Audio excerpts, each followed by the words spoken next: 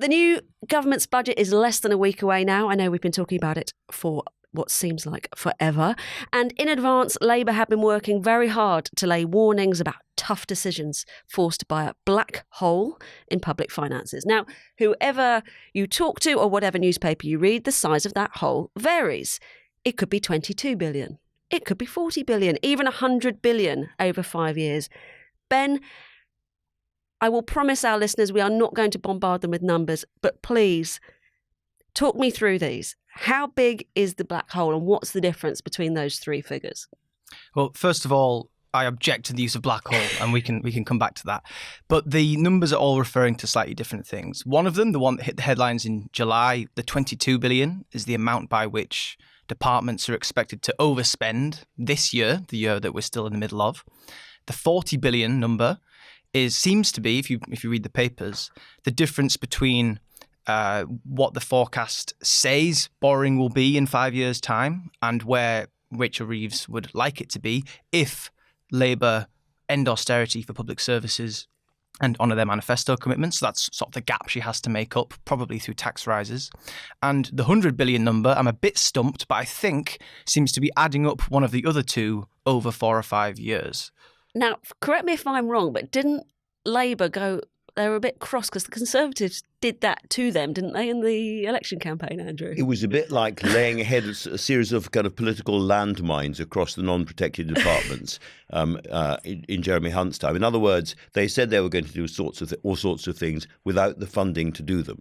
And that's really the issue here. I think Labour have been a bit imprecise about the nature of the problem because actually in some respects the economy is going quite well, not brilliantly, but quite well by international standards at the moment. The problem is the lack of public spending ahead in lots of key areas. And when I interviewed Rachel Reeves, she said to me she came in July and she was almost immediately presented with a paper by some senior Treasury officials who said, we have to raise £22 billion to cover spending this year on the bond. We have to issue government bonds for £22 billion. And we're halfway through the year. And at the prices and the interest rates at the moment, we don't think we can do it. Which leads you to the possibility of some kind of cataclysmic meltdown. And that, I think, was why she did the winter fuel allowance. But that explains why she bangs on endlessly and genuinely angrily about the £22 billion, because she insists the OBR didn't know about it, the IFS didn't know about it, well, exactly. Nobody knew about it. Andrew, when you interviewed the Chancellor, Rachel Reeves, a couple of weeks ago, you felt she was absolutely convinced of the gap, even that the IFS had underestimated the scale of it. So I think she was talking on the morning when all the papers were full of the IFS saying she was going to have to raise 25 billion extra in taxes in this budget. And she was indicating it was going to have to be a lot more than that. And the way she was talking, I thought she was going to suggest it was more than double that. So we were thinking of a figure about sort of 50 billion. I said, you're thinking about 50 billion in extra taxes. And she did not demur. By the way, I think criticising the IFS in modern Britain is a bit like criticising the monarchy, the Archbishop of Canterbury, and anybody else admirable you can think of all at the same time. It's an incredibly dangerous and bold thing for any politician to do. It's a huge compliment, Ben. I don't really know how to respond. But the point is, these are all big numbers. Even if Rachel Reeves had arrived in the Treasury in the summer and declared it to be a black hole-free zone, we'd still be talking about tax rises this autumn. The precise number matters less than the fact that this wasn't really discussed in the election campaign. We're now looking at possibly one of the biggest tax-raising budgets for decades, and it really matters which taxes they go for. Well, let's come on to the specific taxes in just a moment, but I want to go back because you said the term black hole is one that you think is a bit pointless. Tell me why. I think it's unhelpful because this debate's really important, right? This is about how much we spend on services which we all rely on, how much we tax and who we tax. And what the government chooses will have a big impact on people's lives. And I think that the term black hole is a distraction. I think it's a bit alarmist. It's scary. It makes it sound as though this is a force of the universe, an inevitable reality that we can't resist, something which we're all going to get sucked into, something which we simply have to act on, when actually there's a lot of agency here. There's a lot of choices. The government could choose to do lots of different things. The 22 billion itself is partly the result of choices around public sector pay and about a winter top-up for the NHS. So, right? More like 11 if you factor in the what's called the overhang from last year's awards. So almost half of it's public sector pay. And I think it takes away makes it politicians can hide behind this when actually they've got choices to make. And it plays into a bit of an unhelpful debate we have in the run-up to every budget where if there's a black hole, we have to fill it. If there's headroom, we have to spend it. And I think actually it can distract from the big choices and arguments that we should be having. Do you agree with that, Andrew? I think that's really, really interesting. I guess the only thing I would say to defend the world of politics, as it were, is that some of the choices which are apparently there are impossible choices for them. When you look across a lot of the spending landscape, there are going to be eye-wateringly difficult budget agreements, and they've already been agreed inside the Treasury and between the departments. But if you're interested in the prison system or the justice system or roads or transport or aspects of education or whatever, she has already had to make decisions which are going to completely infuriate and demoralize millions of voters. So although, yes, there are lots of choices out there, you have agency. As a practical politician right here and now, you don't have quite as much agency. I mean, it leads on, doesn't it? I mean, Rachel Reeves, the Chancellor, is saying that these tough choices are required, which they absolutely are. But to what extent, you've written about this in the past, Ben, I know, is sort of blaming the fiscal rules or the Office of Budget Responsibility. How real are these constraints, and how much actually is a government free to essentially do what it wants? I think there's two big things here. The first is there are constraints. Governments can't just borrow until kingdom come. There have to be limits on what they seek from financial markets. They have to be able to service their debt in future, remain solvent. There are constraints. We don't know precisely where those lie. And so to try and operationalize a sense of where they might lie, we put government self-imposed constraints. We call those fiscal rules, which are limits on how much they say they're going to borrow, how much debt they'll take on. And they are self-imposed. They get changed. Different people argue for different versions of those. And we are expecting the government to change those fiscal rules next week. And we can debate the merits of those. But I think that the important thing is there are constraints. You can't just ignore them entirely. And I think what's more important is that the government doesn't let the fiscal rules dictate policy. Don't let the tail wag the dog. The fiscal rules should fall out from a discussion and a plan for what your strategy is, what you're trying to achieve. If the government wants to invest to boost growth potentially in the economy, that's its strategy. The fiscal rules should follow. And so I think we shouldn't get too hung up on the specifics, and we should be thinking about the big choices the government's making. I'm just jumping in on that because I agree with that. I, as it happened, interviewed recently Mervyn King, former governor of the Bank of England, for my LBC show. And he was, of course, Rachel Reeves' mentor for a long time in the bank when she was a young person, came into the bank in her first job. And he made a very interesting point about the fiscal rules. He said, don't fiddle with the fiscal rules. Don't move things from one column to another column. Don't try and play with the 5-year horizon, which is already, in fact, too loose, he thinks, because the markets, he argued, can see through all of that. If you want to borrow to invest, which is probably the right thing to do at the moment and a sensible thing, don't mess around. Say that you are borrowing to invest and borrow to invest. The markets completely understand that these fiscal rules are just political fiddling. They're not impressed. Maybe some newspapers are, but the markets are not. Be honest, be straightforward, and do what you think right. I think the other big purpose of fiscal rules, which we haven't talked about, is that it gives the Treasury an excuse to say no to things. They draw a line in the sand and they say, well, we can't do that because it would mean breaching the fiscal rules. So it's a way for the Treasury to beat back spending departments. Very good.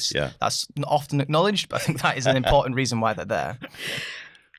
What you've written today, Andrew, on the New Statesman, about actually, obviously in any budget there's money involved, but there's also politics. And we've heard that £1 billion is going to be given to Angela Rayner, for example.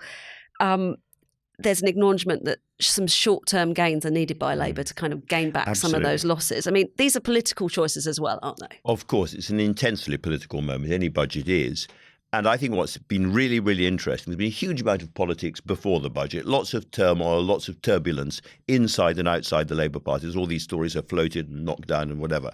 I think it was a really, really important moment when Angela Rayner, who's also in charge of housing as well as being Deputy Prime Minister, Louise Hay, the Transport Secretary, and Shabana Mahmood, who's the Justice Secretary, all wrote directly to the Prime Minister to say, the budgets that we are being asked to agree by the Chancellor, Rachel Reeves, are impossible, are in really, really bad news and bad politics.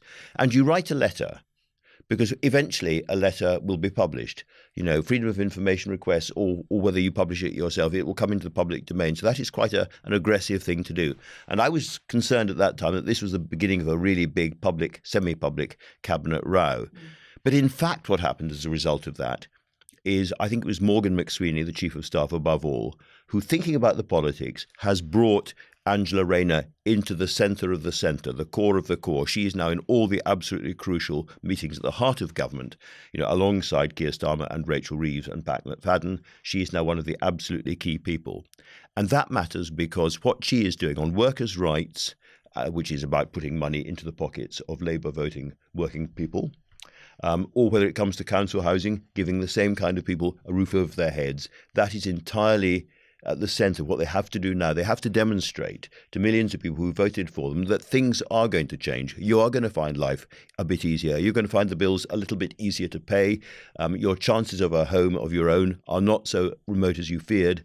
And therefore, the Angela Rayner, slightly to the left of much of the rest of the government strategy, isn't peripheral. It's not a sidebar. It's absolutely central. And I think that is the biggest change that has happened in terms of the politics of the pre-budget period. It hasn't really been talked about very much, but it's absolutely pivotal. But actually, it's fascinating, isn't it? Because that's a very sort of, that's kind of, you're talking about party politics. Of course, people need to see that their lives are getting better. But one of the other trio that you mentioned, Shabana Mahmood, in a week where we've seen another 1,000 or so prisoners released under early release, our very own New Statesman's David Gork has been appointed to lead a review of the justice system. It seems a very strange area to cut when it seems our prisons system is broken as well. Well, we'll see what they actually do. But I think she's opened up a very interesting debate about penal policy there, because we need to have it.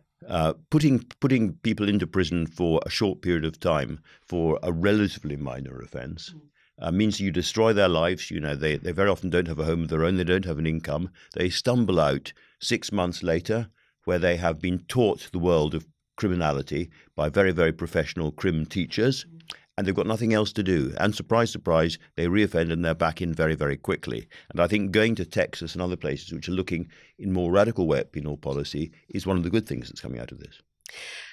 Ben, I want to try and, obviously we'll get the details next week, but there have been so many rumours, haven't there, in the past few weeks about what we're going to see in the budget. I wonder if you might be able to talk through what some of these measures might actually raise for the government, and which are going to be big hitters and which frankly might be a bit of a damp squib. So we've heard a non-exhaustive list, but employers' national insurance contributions to go up potentially, an increase in capital gains tax, whether that's just on the sale of shares or other things, inheritance tax changes. I wonder, and the estimates that various journalists have put forward have varied massively. So maybe we could just talk through a couple of these and get your estimates. So employers' national insurance contributions. Well, one thing, if I may, before we turn to tax, because I think there's a really important thing on spending and justice, which is that the government's been, in the last week or so, been hinting very strongly that the NHS is going to get a generous settlement. Yeah. And I think they probably see no path to re-election that doesn't go through an improved National Health Service. The tricky thing there is that the NHS is so big that if you give the NHS anything like its historic average rate, never mind what the last Labour government were giving the NHS, that adds up to some very tricky arithmetic for things like justice, for things like local government, for things like further education, the areas that have already been under the cosh. So I think that's why you might be seeing some of these smaller departments feeling like they have to take radical action because they're facing another round of tricky budgets. On taxes, the way I think about it is, if you want to raise big sums, as seems to be the case, we can talk about how big those are, but as we've said, there's lots of numbers floating around. The only real way to do that is to think about taxes that are paid by lots of people, what economists call broad-based taxes, things like income tax, national insurance and VAT. But they've been ruled out. The trouble is they've promised not to touch those taxes.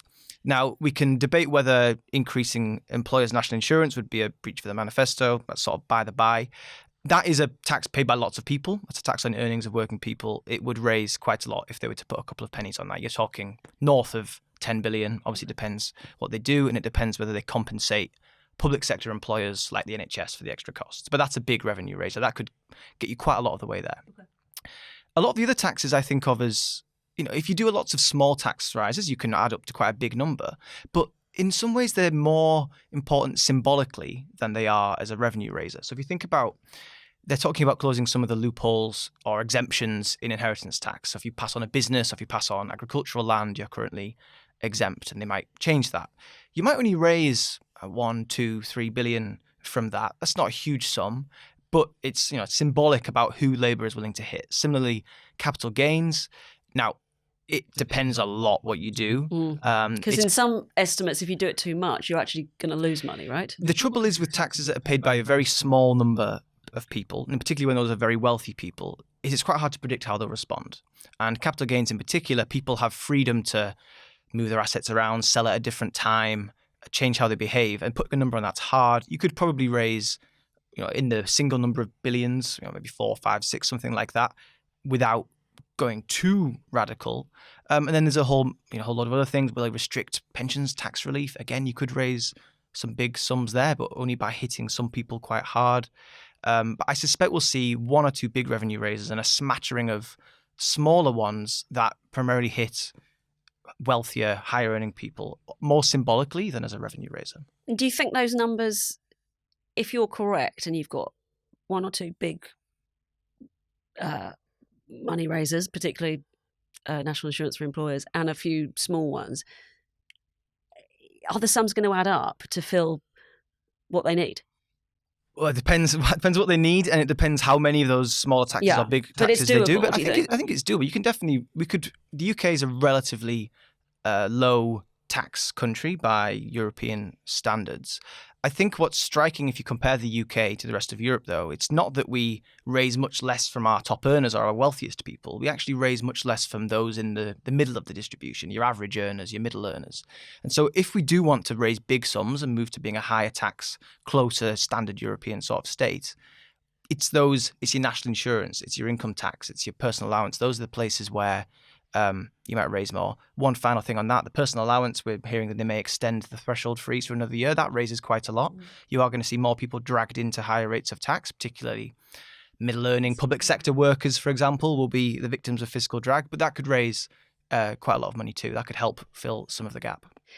Ultimately, Andrew, if the easiest way to raise big sums is to breach the manifesto commitments, I mean, how damaging would that be? Well, again, quoting Mervyn King, he said what she should do is stand up and say, during the election campaign, we promised not to touch national insurance contributions. That was a silly thing to do. We've looked at the numbers and we're going to break that promise. Just terribly sorry, but actually that's what we need to do. Now, that would be the response. I mean, I absolutely agree with Ben. I think the promises made during the election campaign almost inevitably mean that this budget, in terms of the British economy generally, won't be the most effective budget it could and should be. In other words, they are going to be forced to go scuttling down lots of different corridors, raising tiny bits of taxes here or there, causing a lot of market distortion and change in behaviour in a way they did not need to do. And they'll end up not going for that big chunk in the middle they should really be going for.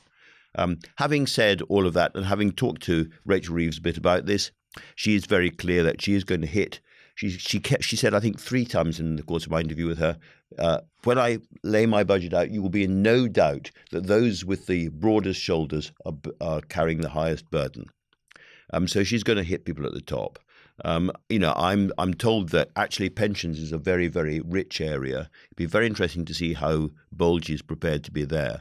I think on capital gains tax, I think the Treasury has been modelling behaviour in all sorts of different numbers, and I think it's going to go up, but not as far as income tax. I think it'll go up a bit, but not a huge amount. Is there something you talked about? Freezing the income tax thresholds again, or extending the freeze. That's going to hit people in the middle, really, isn't it? The hardest. Yes, it hits. Not very popular. Well, it hits everyone who's earning above the personal income who's earning more than about 10 grand a year. But it's a flat cash loss. Everyone loses the same cash amount, and if you're on 15,000, losing the same cash amount to someone on 150,000 will feel very different. So yeah, that's not a particularly progressive measure.